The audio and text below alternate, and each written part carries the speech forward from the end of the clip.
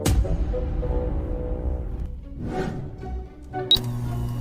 the world of basketball, there are legends, icons whose impact transcends the game. But in the realm of giants, there was one who stood above the rest. A man whose name is synonymous with power, charisma, and undeniable greatness. This is the story of the man who couldn't dunk in high school, a titan on the court, and a force of nature in life. From humble beginnings to becoming one of the most dominant athletes to ever play the game.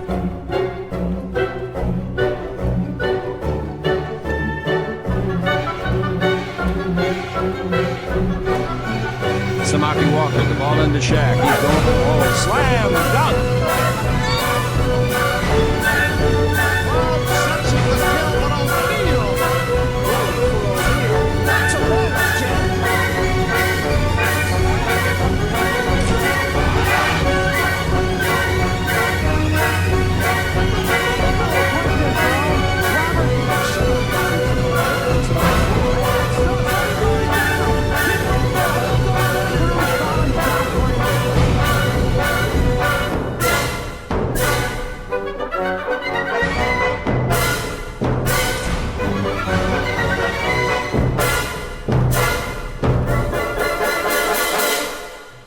This is the story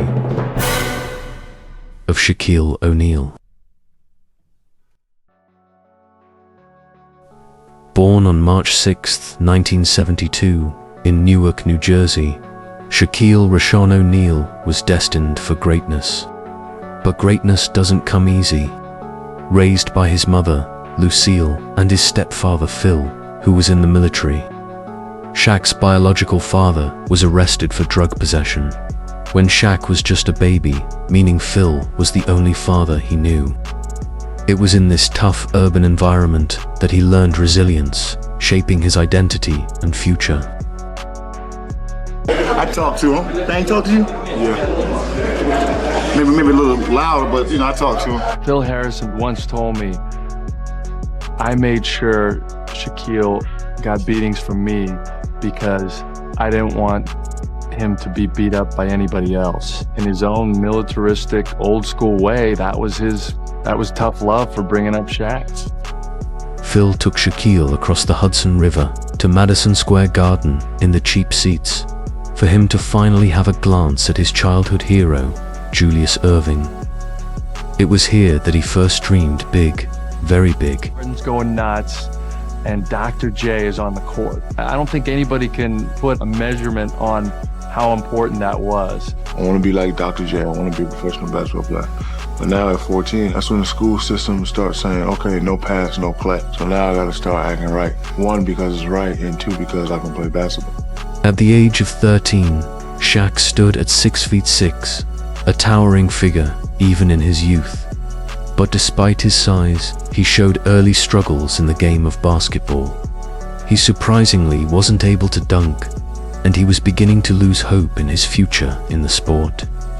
He joined his father at his base in Germany, where something amazing happened. The U.S. Army asked me to go and speak to the troops. Finish my lecture, I get a tap on the back, and I turn around. Here's a guy, I'd say approximately 6'8", 250, very polite, dressed neatly. I said, listen, man, I'm 6'9".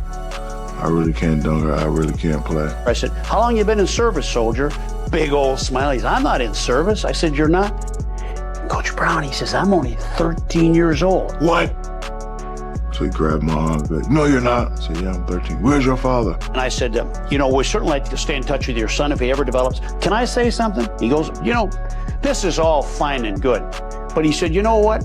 I think it's time blacks go another direction and develop intellectualism so they can be presidents of corporations instead of janitors. They can be generals in an army instead of a sergeant, and they can be head coaches instead of assistants. If you're interested in my son's intellect, we might talk someday.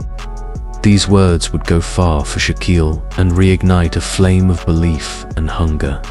In 1987, when Shaq was 15 years old, the Army transferred Shaq's dad to San Antonio, Texas, and Shaquille would attend Coles High School. Now standing around 6'11", he made a big impression on his very first day. Head football coach came in one day and said, The guy said, we finally got a center. Said, I thought I sent for a football player, though, and they sent me a basketball player. And he said he's big. Despite his size, Shaq still had a lot to prove. The upperclassmen would give him a hard time on the court about not being able to dunk, being uncoordinated. And if anything, I saw the fire in his eyes. I knew Shaquille was going to be a good player. He could run like a deer. He could jump. Coach Medora had a no-nonsense coaching style, which Shaq thrived under. And it didn't take too long before Shaq earned his place on the team. He was good when he was a junior, but he really matured between his junior and senior year. Dummies, they don't go nowhere. And if you're smart and go to college, you can make it to the pros.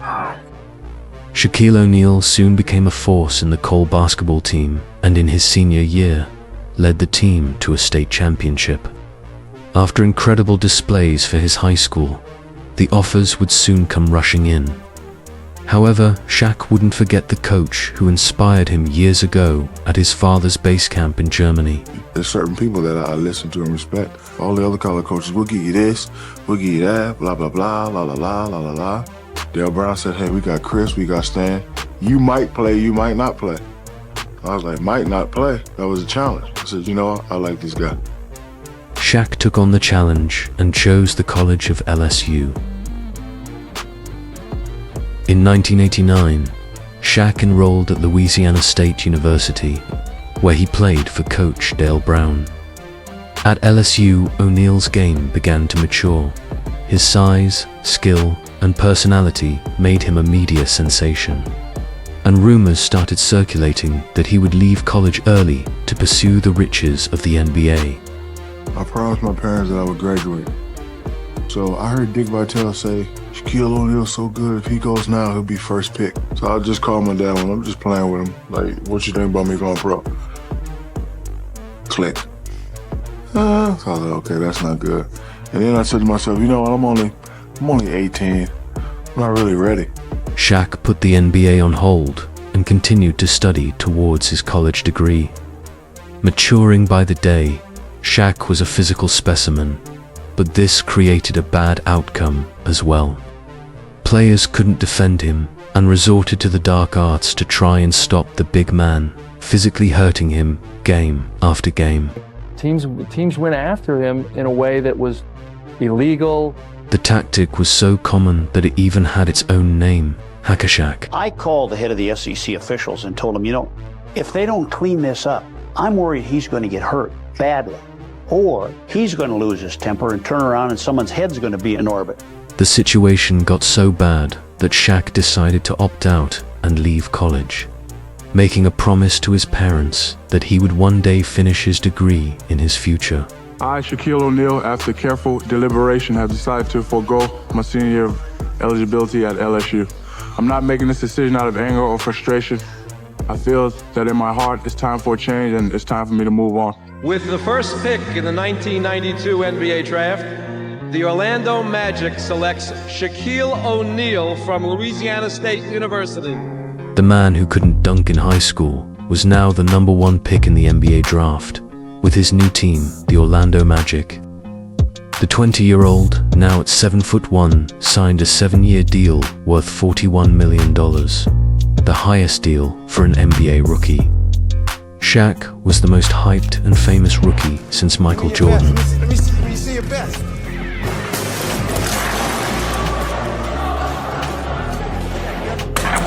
Is that all you got? Yeah.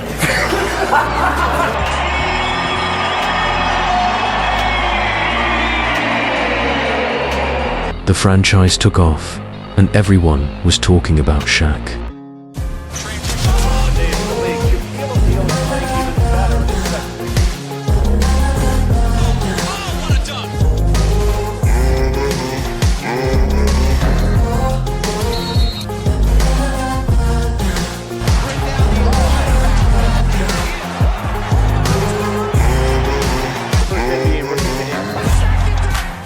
By the end of his first season, Shaq was an All-Star and NBA Rookie of the Year, averaging 23.4 points, 13.9 rebounds, and 3.5 blocks in his rookie year. And the following season, Orlando would draft Chris Webber as the #1 pick. However, the unthinkable would happen. Orlando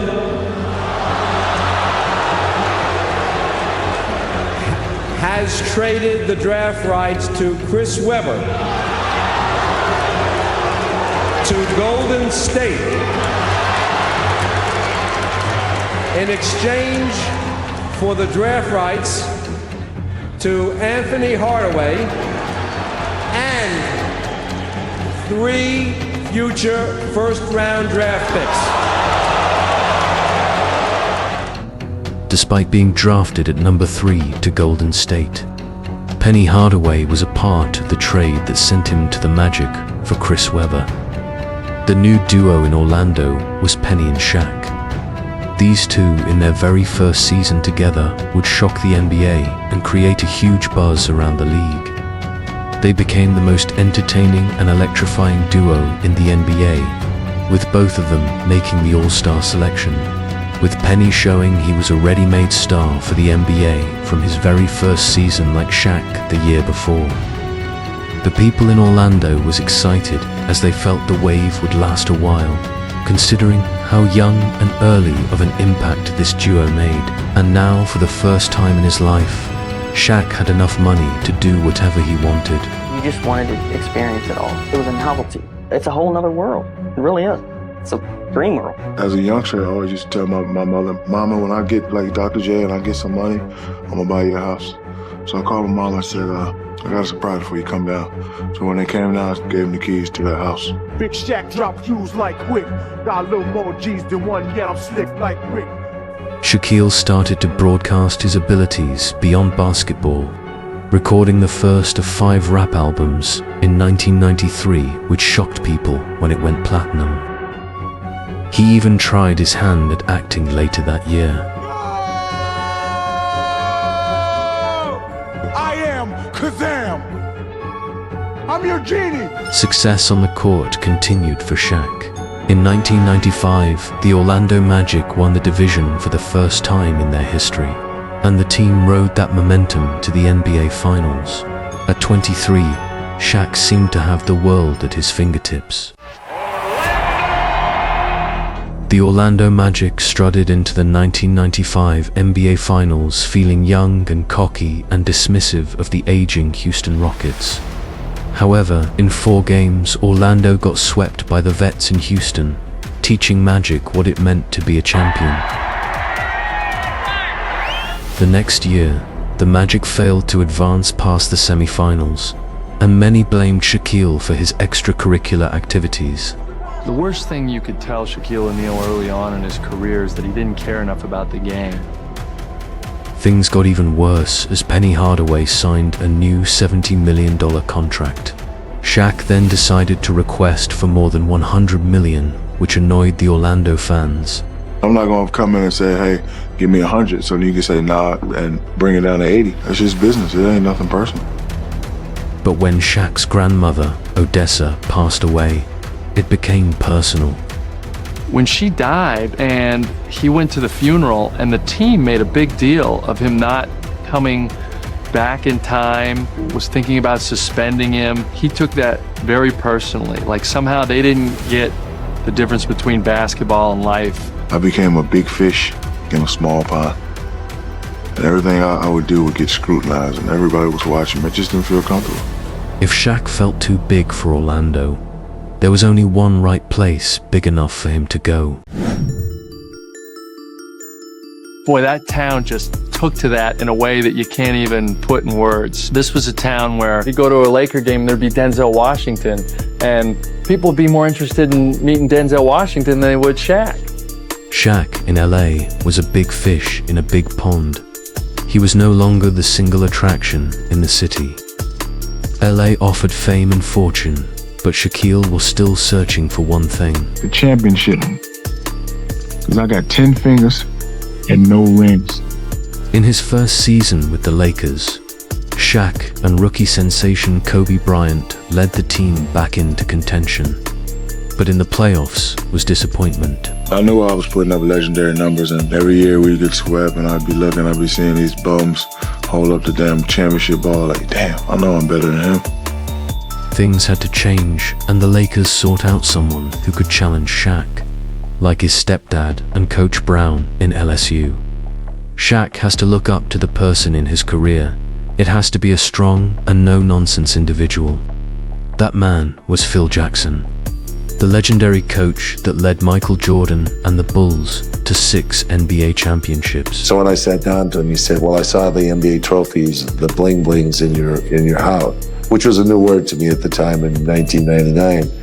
But I understood completely what he was talking about. Those trophies were what he was after. Phil Jackson has this different approach to the game. Yeah, there's this drill sergeant part of him, but there's also this cerebral side where he does meditations. He puts out ancient Indian artifacts. He gives players books. When Phil spoke, you listened because you knew he knew what the hell he was talking about. He said, I just need you to focus on basketball. I don't mind if you do your little police work, but no movies, no rap album. And the day I met Phil and just started focusing on basketball was the day I started winning. With Phil Jackson at the reign, the Lakers won 25 out of their first 30 games, and Shaq and Kobe began to find chemistry, which the two previous coaches failed to do prior Jackson's arrival. He's just too strong. Unbelievable display. This man is possessed. He's by far the best player. Has Shaquille O'Neal been this year? And in the 1999-2000 season, things hit a new gear. Who gets to take the trophy home? He got one of those rings, so I'm taking this. 99-2000 NBA MVP Shaquille O'Neal. It's not Shaquille O'Neal. Today, suspended. Oh, hammered by Shaq. Game 7, Western Conference Championship on the line. It's put up for shut up. Shaq doesn't do it today. Everything he's accomplished this year goes up in smoke.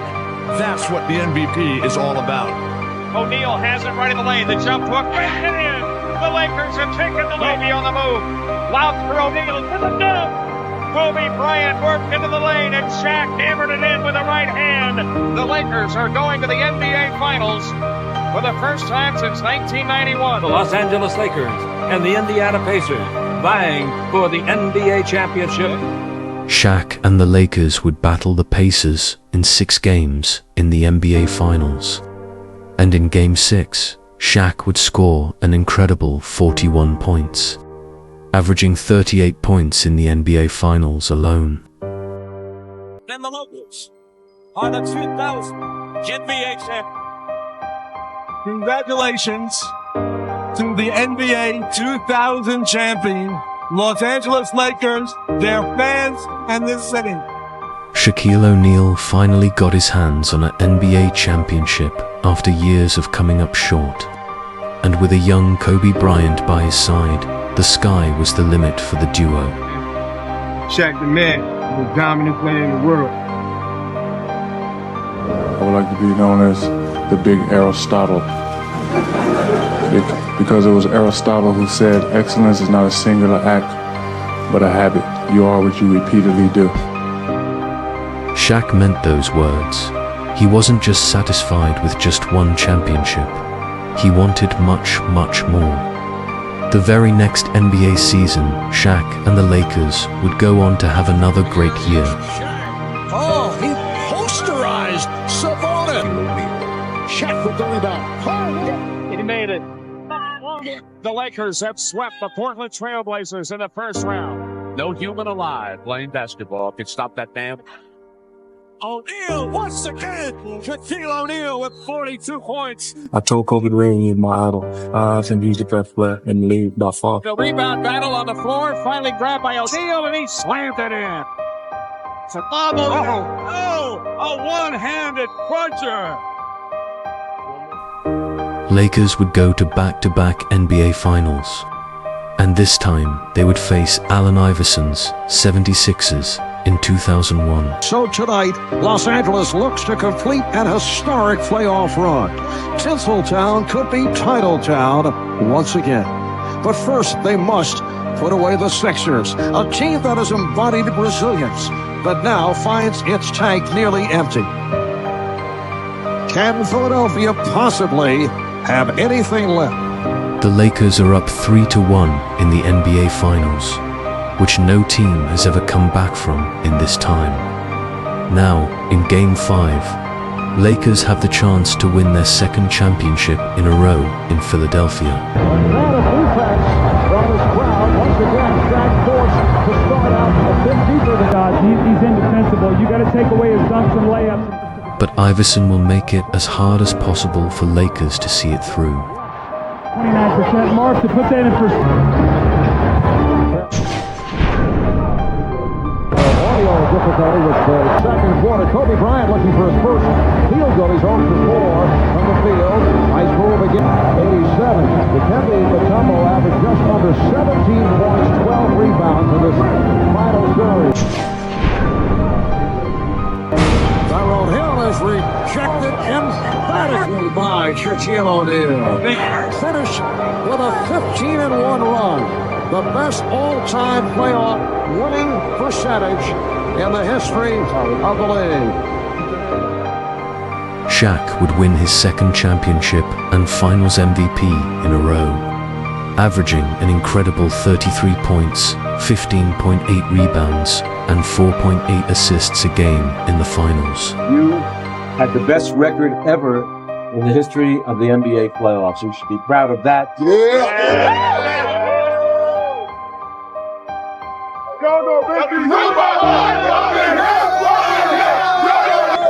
I told you I was gonna get another. If it takes 2 to make them things go right, me and Kobe, we're gonna three-peat. Without a shadow of a doubt, Shaq was the best and most dominant basketball player in the world. As he chased his third title in a row, it seemed nobody was going to stop him on his hunt for a third ring. Wilt, Chamber, Measy. Nobody can stop me.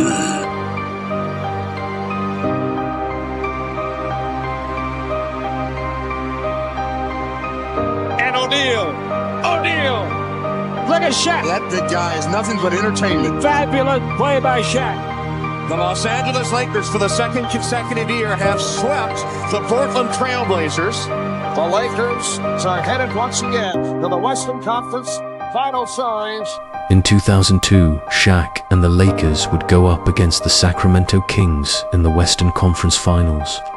The Kings held the best record in the NBA at the time and were led by Chris Webber, the same man that almost became Shaq's teammate in Orlando.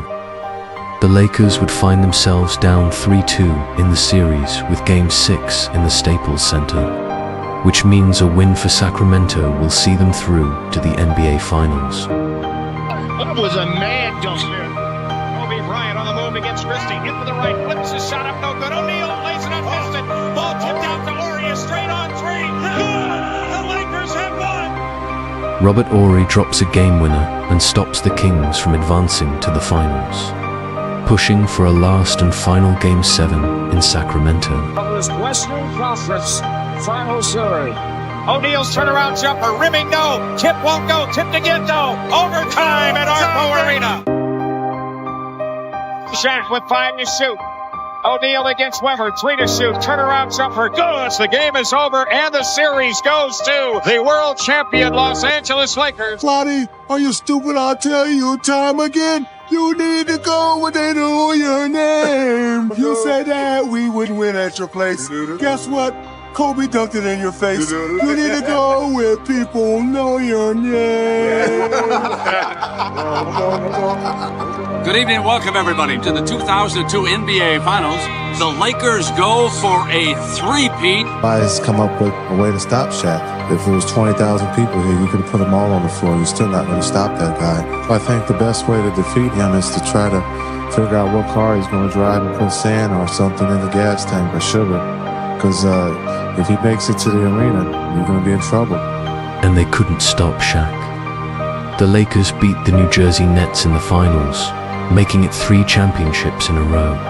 And Shaq, for the 3rd year in a row, won another Finals MVP, becoming the only player in history to win 3 Finals MVPs in a row, other than Michael Jordan. Shaq and the Lakers would meet the San Antonio Spurs in the Western Conference semifinals in 2003, And with Spurs already 3-2 up in Game 6, Tim Duncan and Tony Parker would combine for 57 points and knock out the champions out of the playoffs. A road team in this series wins one, and it happens to be San Antonio, and they do it in dramatic fashion over the three-time defending champion Lakers, 110-82. In the 2003 offseason, the Lakers required Gary Payton and Karl Malone from free agency to push for another championship after the poor season before.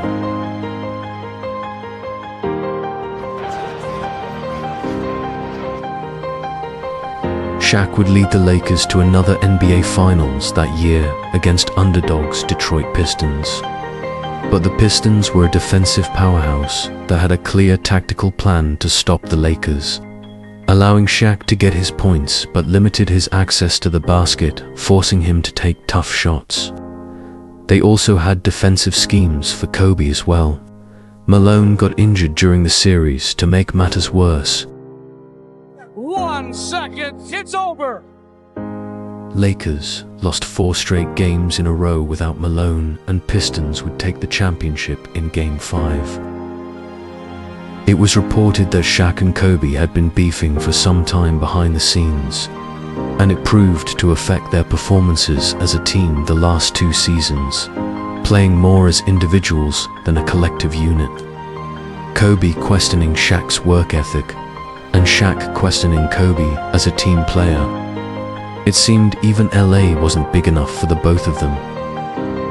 And the owner wasn't talking to me. He was talking to the other side. He didn't say anything to me. I looked at my wife, Shawnee, looked at Uncle Jerome, and I was like, uh-oh. And the very next day. You can't replace a Shaquille O'Neal, period. And that was never our intention. You know, we knew what we had to do to hopefully set this franchise up for the next 10 years. And this move, as bold as it was necessary. We made what we considered a very fair offer that would continue to make him the highest paid player in the NBA. And we just couldn't reach an agreement. And the understanding was, if we can't reach an agreement, then that there'll be a trade during the offseason. Phil said to my dad, Jerry, you can't trade Shaq. He's the most dominant player in the league. Like, you give up on him now. I've never seen this trade work. And I've been around for Wilt Chamberlain's trade, Kareem Abdul-Jabbar's trade, and the teams that lose these players don't recover. It's an impossibility to match the talent that's left. And my dad said, well, I'm gonna trade him, and it shouldn't make a difference to you because you're not coming back. Kobe's a free agent. We don't have the right to move him and get something back in return, so there exists the possibility that we'll get nothing. There's no doubt it's a bold move. I mean, to say anything else, would not be telling the truth. But I can say with no uncertainty that it was a bold move. Kobe would re-sign with the Lakers a day after Shaq was traded. The major headline around the league tonight, the Los Angeles Lakers and Miami Heat have agreed to a trade that will send Shaquille O'Neal, one of the greatest big men of all time, to sunny South Florida. When I first came to Miami, Pat called me and said, we want to do a little ceremony for you. So I figured it was going to be a ceremony with about 100, 200 people. But as I pulled up in the 18-wheeler, I want to say about 15,000 people like that. It made me feel like a mini parade. I was like, wow, these people know of what I can do. They know of what I can bring. So when I walked up and I was walking through the crowd, I got kind of butterfly, I got kind of jitters. So that's why I made the statement, I will bring a championship to Miami. Remember this? Because I'm going to bring a championship to Miami, I promise. The previous year, the Miami Heat finished last in their division, and now they had a roster full of young talent in need of a leader. Shaq, now 32, would take on a leadership role on the team for his star pupil, the young and promising rising star, Dwayne Wade. Being the smart guy that I am, I saw something in Dwayne Wade. I know that I could take him to the next level. You got to realize that a young Shaq and a young Penny probably clash. A medium Shaq and a young Kobe probably clash. But an older Shaq and a younger Dwayne probably never clash. He's my third and final pupil. I won't make the mistakes that I made with my first 2 pupils. Shaquille O'Neal has already earned his place as one of the greatest basketball players ever. But that hasn't stopped his hunger for more success. Despite the 3 championships, he still isn't satisfied, as he now aims to bring a championship to a franchise that has never tasted success of the Larry O'Brien Trophy. Shaq wants to win another ring before Kobe badly, and is determined to get back in shape one more time. And what better person to motivate Shaq than Pat Riley? Premise in my team philosophy was to try and convince the most talented players to get in world-class shape. The big fella is in the house, about to make his debut back in the Eastern Conference. Inside Shaq, he's just too small. Bodies are flying right and left. He's showing why he's the most dominant big fella in the game today. Shaq still had a lot left.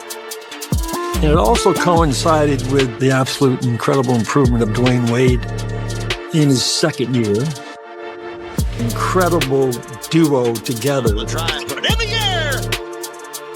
It was just a genuine respect, and you got to have that with your best players. There can't be jealousy.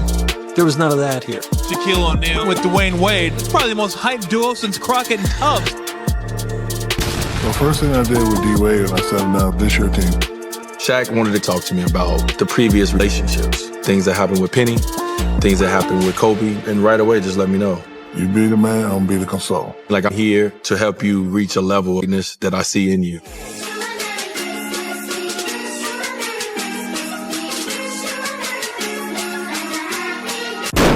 On Christmas Day, Shaq would face Kobe and his old team for the first time, and he was determined to get the better of the team that traded him away. Goes right to the lane and has it taken away. He said, I did not come here for us to get beat by some motherfucker. Like, he went off. Starts to get doubled right now. Jones on him. Gets the screen from Mim and hits again, and that's much. 5 out of 16 is the Heat. And that's Wade. What a help. They waited too long. They waited long. Wade takes the shot right outside. Missing. And we go to Owens to inbound. Bryant gets doubled. Kobe Bryant. And Shaquille O'Neal and the Miami Heat have won 11 straight games. Miami as a basketball town, before Shaq got there, was not a thing. It was football. But all of that changed once Shaquille O'Neal arrived. It became a basketball city. Shaq was the first NBA superstar to come to South Beach, and he was adored by the people in Miami.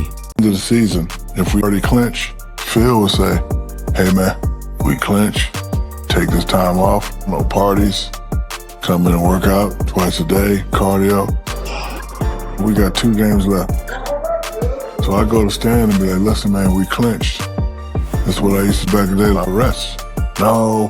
So the last game against the Indiana Pacers, I'm playing, but I'm not playing hard because I don't want to hurt. I go, got to take a charge, Jermaine on knee to the thigh, rips it in half. Shaq was injured and was in severe pain. But with the playoffs round the corner, he couldn't afford to stay out and continued to play with the injured thigh. Miami would meet the champions, the Detroit Pistons, in the Eastern Conference Finals, and both teams were evenly matched, which meant a Game 7 would decide who would go to the finals. Heat were up all game, but towards the end, Shaq was playing with the thigh injury, and Miami Heat lost the lead and lost the game. Pat Riley returned as the Miami head coach after Stan Van Gundy's sudden exit, and now works to coach the team he helped build together as the president of the franchise in the front office, with a proved track record of 4 rings as a head coach and 1 as a player. He said, Shaq, I love you. I can give you 125 for 4, and you don't have no players, or I can give you 100 for 5. And I'm like, my guys, D-Wade, Alonzo, Udonis, James Posey, Antoine Walker, Gary, and Jason. And I'm like, I gotta win before young fella win. Let's do it. I loved watching Shaq lead that team. see the day that it would be possible for you to sit down, have a talk with Kobe Bryant? I'm not familiar with that name. I'm sorry. I can't recall that name. That year, Dwayne Wade was becoming the greatest player in the league. He was having that kind of a season. With Shaq on the post and Dwayne Wade emerging to one of the best in the league, the Heat would take the playoffs by storm.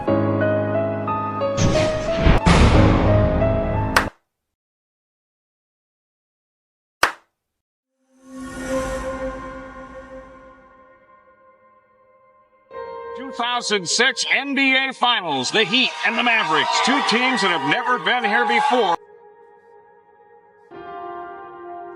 Now O'Neal, who is 0 for 7 from the line, makes it 2.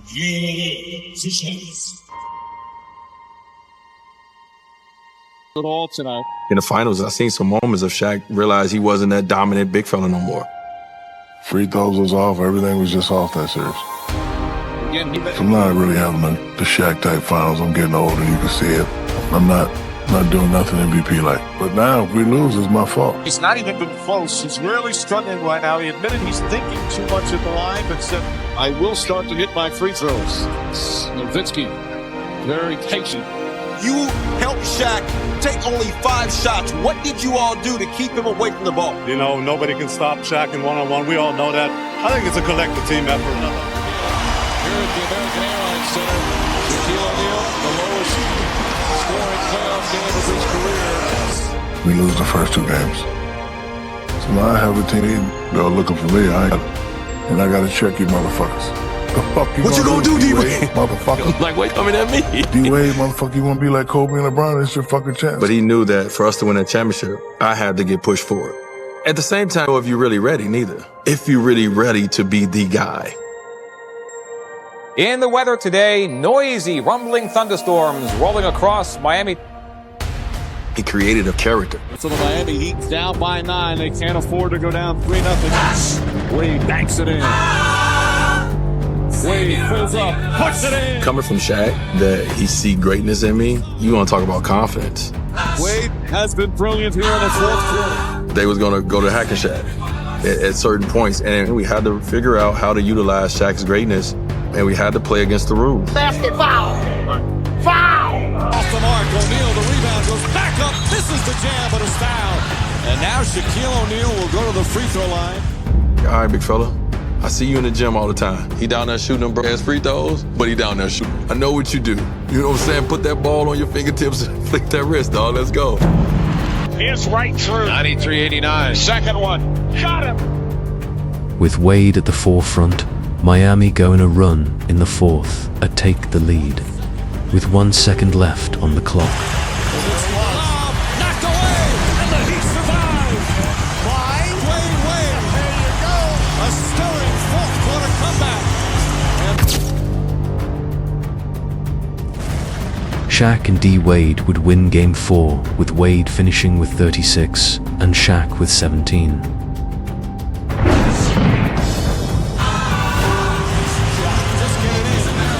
Wade again would put in an MVP display and score 43 points to score Miami's 3rd win in a row. Last week, the Heat left here. They were down 0-2. They won 3 straight in Miami to take a controlling 3-2 lead. They can win their first ever NBA championship tonight. This is the rebound. Inside slap back by the Diesel. Ow!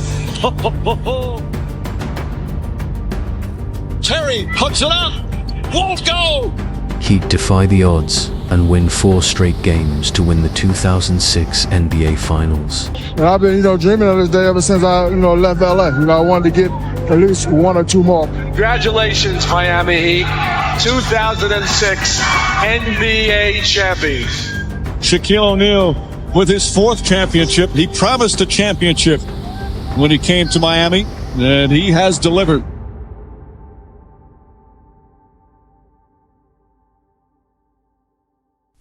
First game of the new season, on ring night, Heat got destroyed by the Chicago Bulls, which was a first sign of things to come for the season. Man, a little bit overweight, still smelling like the summer.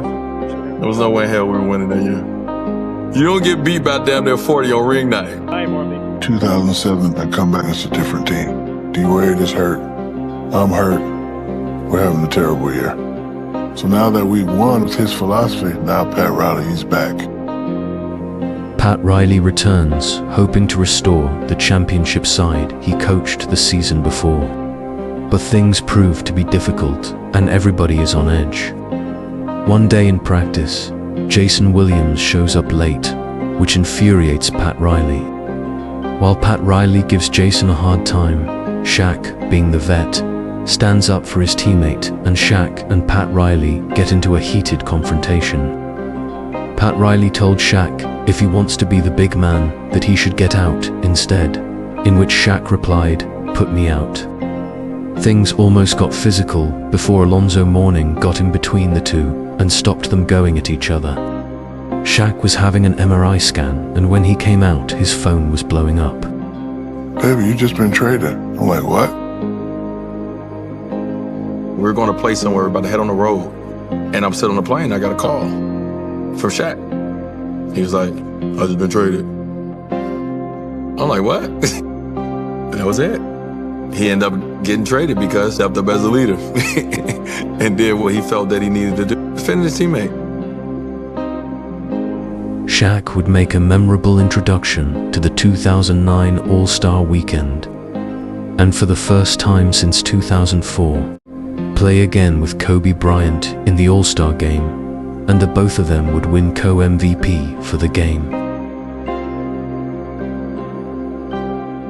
Left Miami, get the Phoenix. I was Shaq. Shaq, look out below. Well, I wasn't Shaq. The knees and the hips. I didn't even have the adrenaline to play. Shaq against Kevin Garnett. Spins on him. Goes baseline. Reverse it up. No good. And then it wasn't my team. It's Steve Nash's team and Amari Stoudemire's team. Can Shaq catch up? Look out. He's going into the crowd. But when I look at the stat sheet and see 9 and 10 points, I felt like I was robbing people. Year after year, trade after trade, new team after new team. Shaq entered Father Time stage and reached a point where he was too old. The game was changing while his body was aging. One point, Father Time be like, okay, tap you on that shoulder. He coming. When your time is up, your time is up. Boston already had their big, I was just going to be another guy coming off the bench. And I knew I was going to have a career in the end. I knew it. Shaquille O'Neal hobbles towards the locker room. The day I busted my Achilles, I shot it up. I confess. And it felt really good. You know, I was 5 for 5 that game. You go back and look, I'm up and under and falling. And then, boom, it just popped. Here is Shaquille O'Neal leaving the building just a short time ago. As soon as I had the career-ending injury, it was a little bit of relief. My body couldn't do it anymore, I'm starting to say. This is a bittersweet day for our family. It's been 19 years, and the 19 years have gone by so quick, but when you talk to your children, tell them about having a plan B and C and also D so that life goes on and there is life after basketball.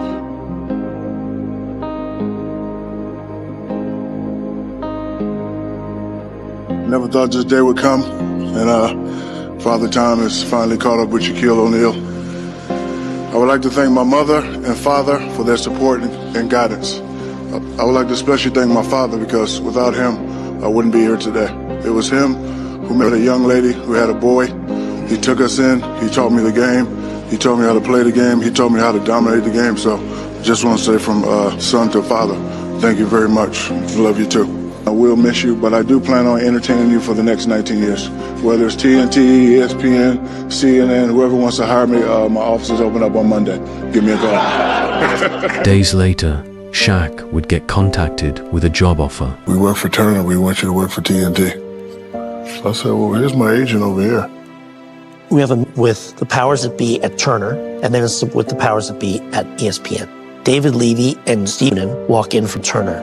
We're the #1 show in basketball. We win a lot of Emmys. They said, we don't need you, but we want you. John Skipper from ESPN walks in. We like competition, it's fun. You know, look, we're ABC, we're Disney.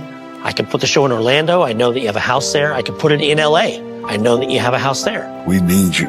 We need you. Shaq would decide to join TNT despite the high offer from ESPN, and it proved to be the right decision. Over a decade with TNT, their cast has won over 10 Emmys and is regularly regarded as the #1 basketball show. The chemistry he shares with Ernie, Barkley, and Kenny is 1 in a million, which creates great TV. I didn't know that in my lifetime he'd be on every commercial I've ever seen. Look at me. Image. Image. Dr. Lucille O'Neal said, image reality. I'm not going to sell you something that I don't truly believe in. I do investments, endorsements, and partnerships. Like, if I really, really believe in a company, I'll say, okay, I'll do an endorsement, but you don't have to pay me. I want to be a partner in your company. O'Neal says that he's a lifelong fan of Krispy Kreme, and besides being an owner, he'll also serve as the company's global spokesperson. I like making people laugh. That's what I do. So, me, looking at you, saying something, doing something real quick, on point, making you laugh, making you feel good. I am the master of that. Spend some time with Shaquille O'Neal and you'll find that he hasn't gotten carried away with his lofty early season numbers, about 23 points, 15 boards, 3 blocks a game, though the rest of the league has. I caught up with Shaq on the road in LA yesterday for a little one-on-one with the guy who's given NBA foes fits in his first year.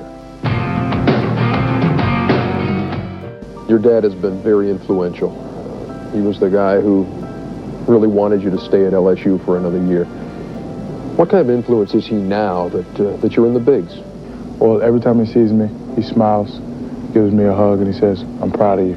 Not because you made it to the league, but because when you were younger, you listened. And I think if I wouldn't listen to him, I wouldn't be here right now. I would either be in jail or doing something else. Shaq's father, Philip Harrison, passed away in 2013. Welcoming Shaquille O'Neal to the Hall of Fame are Julius Erving, Alonzo Mourning, Bill Russell, and Isaiah Thomas. Ladies and gentlemen, Shaquille O'Neal. So I'd like to start by saying thank you to those who first believed in me. I didn't want to do the Hall of Fame speech without my main man there. Father couldn't be here with us tonight, but I left the seat empty for him.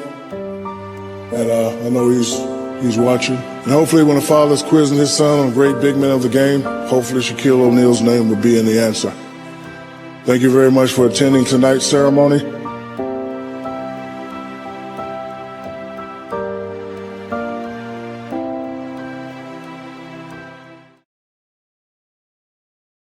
Kobe was playing his final year in the NBA in 2016, and Shaq asked for a special request for his last ever game. Celebration for you, the last game. A lot of us are going to be there. Can you promise me one thing? What's up? I need 50 that night. Can you do it? Your last home game at the Staples. Can you give us 50? More than 2. No. No, absolutely not. All right, brother. Absolutely not, man. But I'm looking forward to seeing you, man. Yes, likewise. likewise. That game one more time, man. 5-time world champion Kobe Bryant. On the move with the jumper. He got it! 58 points! And the Lakers lead!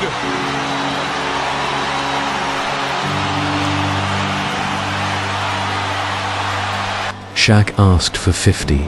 Kobe gave him 60 instead on his last ever game. Kobe and Shaq together one more time.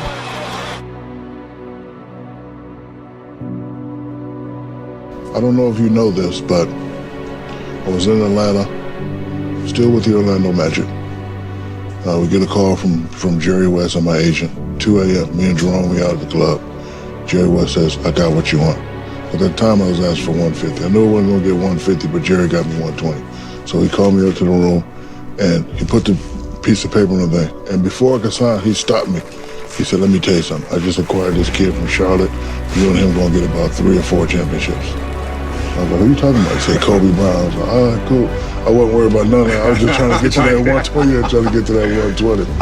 And that was the first time I knew of your greatness. And then when you came in, he was 18, he was doing a lot. And I can remember one time in the 3-on-2 drill, you came down on Sean Rooks and you put up a team, bing, bing, bing, bing, bing. And Dale said, shh, Kobe, one day you're going to be a great player, but don't ever do that again. After we split apart, Were you trying to get more championships than me? Oh, absolutely. You were? Absolutely. And I knew you were going to get one. I knew you were going to get one because of the energy, going into Miami and D-Wade and everything that was there. I knew you were going to get that one. So I knew I had to get at least 2 or 3. Do you think I was pissed when you got number 5? Of course you were. Oh, no doubt. I tore my house up. No doubt. I bet you did. No, I went crazy. Because when I got 4, you got 4, I was like, hey, I got 4, he got 4, let's straight. When you got that 5th one, and then hold on, you said, I just wanted to get one more. Absolutely. Absolutely. TVs. Yeah. And I said, you know what? There ain't nothing he can do about it either. You get them all in the picture? Yeah.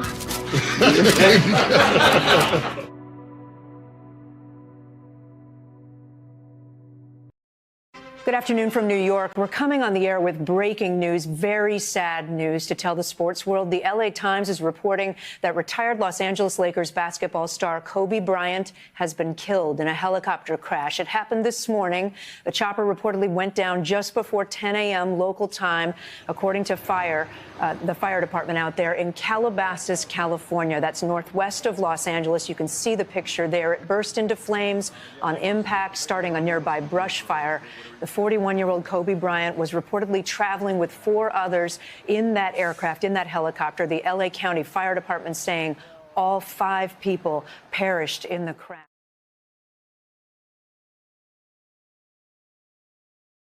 One day I'm sitting in the house and my son come up crying. So when your son come up crying, you try to think about before, like, oh, is it grandma? Is it my mama? He said, yo, man, Kobe just died in a helicopter crash.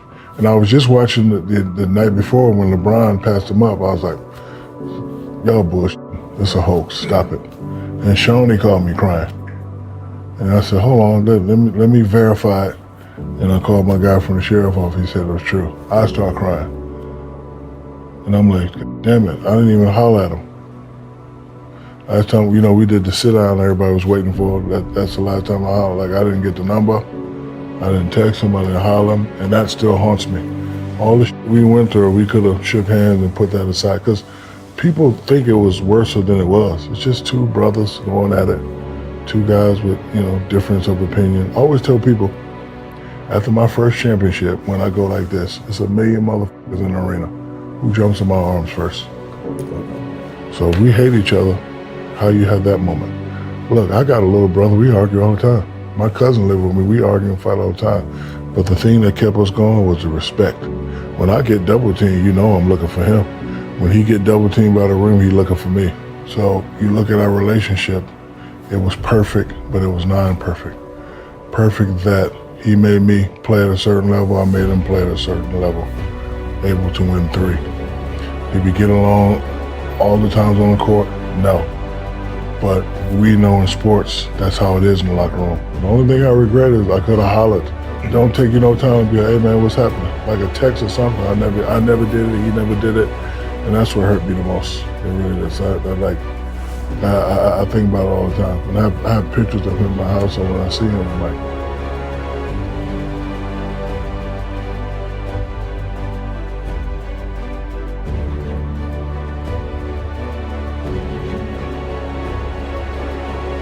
Shaquille O'Neal changed the way the world viewed basketball.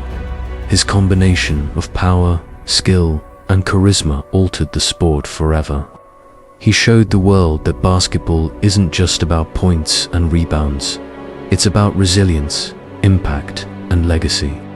From dominating the paint to dazzling audiences with his personality, Shaquille O'Neal's name will forever be cemented in the history books of the NBA.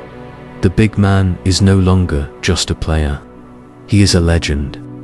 And this is his story.